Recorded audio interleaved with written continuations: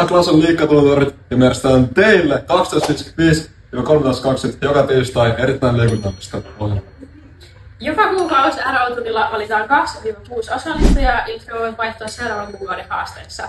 Vuoden lopussa parhaiten menestynyt luokka valitaan.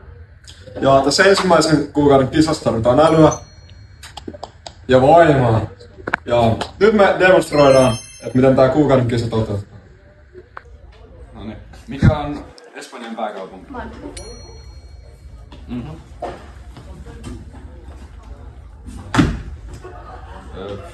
Mistä makaronilaatikko on tehty? Jauhelihasta ja makaronista.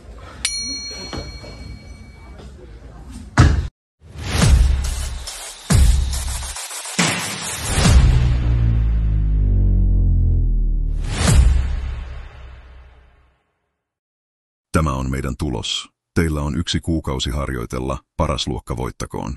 Unohdin mainita, ensi vuoden Klasu olympialaisissa palkitaan eniten pisteitä saanut luokka. Urheilun iloa